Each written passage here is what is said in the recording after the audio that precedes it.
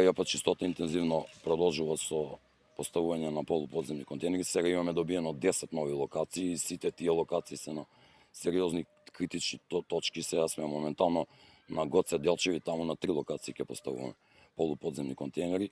Сега да онаму каде што и достапноста на нашите возила е мала со оглед на гужвите и онаму каде што сметот најмногу се расфрла, се покажа, праксата покажа дека самите полуподземни контейнери, освен што имаат многу поголема зафатнина од обичните, 5 пати поголема, дека и самиот смет кој што се става во нив, дека не се расфрлува околу. Сметаме дека граѓаните тоа ќе го почитуваат.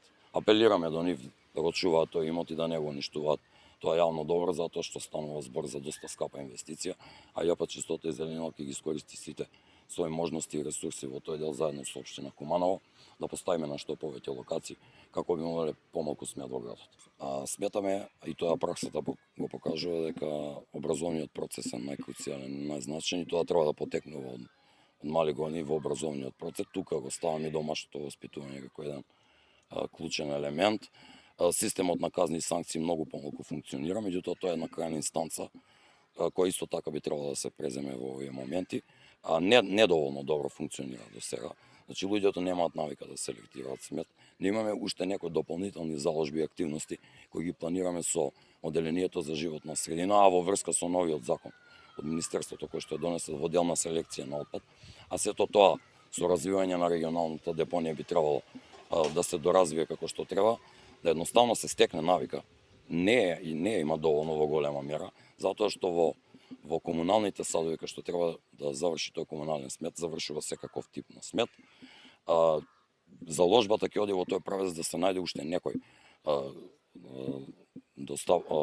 регионален, односно властен доставувач, за да направиме колективен договор и во делна пластика, како би можеле да го дисперзираме сметот и таа селекција да ја правиме уште пред нас. Уште еднаш би сакал да го поздравам субјектот за текст, затоа што тој ќе биде заложен и до изнесување на сметот, односно на самите контейнери, по нивна проверка или пријава од место на локација дали е полн или не е полн, а апелот е до граѓаните секако да го почитуваат тоа. Така е, во право сте, точно е. Првенствено треба и да го лоцираме субјектот, станува збор за Пакома, кој прв има направено таков тип на договор. Садовите кои што беа наменети за стакло не ги изнесува на време, истите беа преполнувани, а исто така и граѓаните ги користеа за фрлање на комунален смет, што дополнително ни представува проблем. Нашите возила не се специализирани за изнесување на таков вид на садови. Во последно време тоа е коригирано.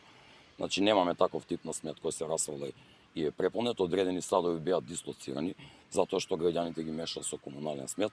Како и да е, општината треба тоа многу повеќе да го контролира, односно сектор за инспекцијски надзор, дали субјектот тоа го почитува или не го почитува. Затоа и договорите со Пакомак се на една година, а договорот со овој субјект Еко Груп е неопределен, што значи дека доколку и тој не се извршува својата работа, договорот може во секој момент да му биде раскан. Јас искрено се надевам дека нема да дојде до таков момент.